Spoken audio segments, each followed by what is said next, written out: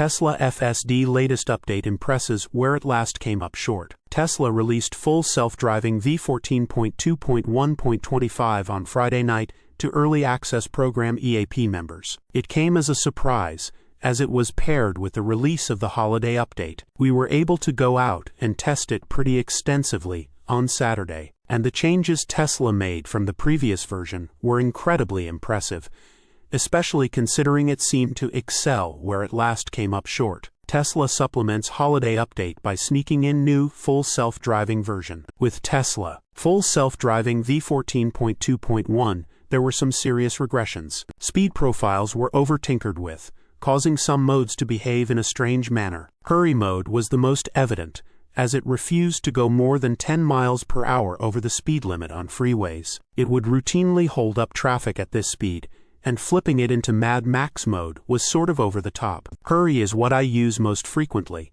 and it had become somewhat unusable with v14.2.1. It seemed as if speed profiles should be more associated with both passing and lane changing frequency. Capping speeds does not help, as it can impede the flow of traffic. When FSD travels at the speed of other traffic, it is much more effective and less disruptive. With v14.2.1.25, there were 3 noticeable changes that improved its performance significantly: speed profile refinements, lane change confidence, and speed limit recognition. Many of you asked us to test highway driving with Tesla full self-driving v14.2.1.25. Here is what we noticed. Speed profiles are significantly improved. Hurry mode is no longer capped at 10 miles per hour over the speed limit, and now travels with the flow of traffic. Speed profile refinement. Speed profiles have been significantly improved. Hurry mode is no longer capped at 10 miles per hour over the speed limit, and now travels with the flow of traffic. This is much more comfortable during highway operation,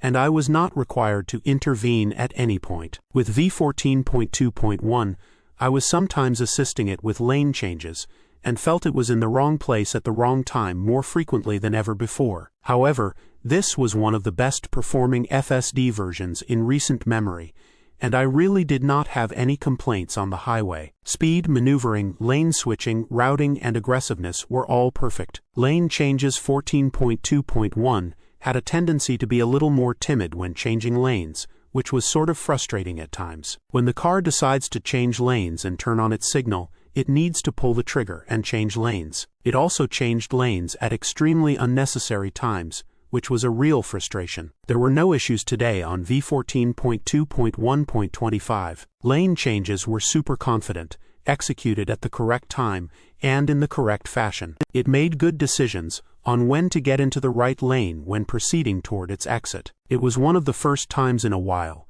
that I did not feel as if I needed to nudge it to change lanes. I was very impressed. Speed limit recognition. This is a complex issue. With v14.2.1, there were many times when it would see a speed limit sign that was not meant for the car. One catered for tractor-trailers, for example, or even a route sign, and it would incorrectly adjust the speed. It did this on the highway several times, mistaking a Route 30 sign for a 30 miles per hour sign, then beginning to decelerate from 55 miles per hour to 30 miles per hour on the highway. This required an intervention. I also had an issue leaving a drive-through Christmas lights display, where the owners of the private property had a 15 miles per hour sign posted nearly every 200 yards for about a mile and a half. The car identified it as a 55 miles per hour sign and sped up significantly. This caused an intervention, and I had to drive manually. It seems like FSD v14.2.1.25 is now less reliant on the signage, maybe because it was incorrectly labeling it, and more reliant on map data or the behavior of nearby traffic. A good example was on the highway today. Despite the car reading that Route 30 sign and the speed limit sign on the center screen reading 30 miles per hour, the car did not decelerate. It continued at the same speed, but I'm not sure if that's because of traffic or map data. We listen to and read a lot of you who had a complaint of Tesla full self-driving v14.2.1 incorrectly reading speed limit signs.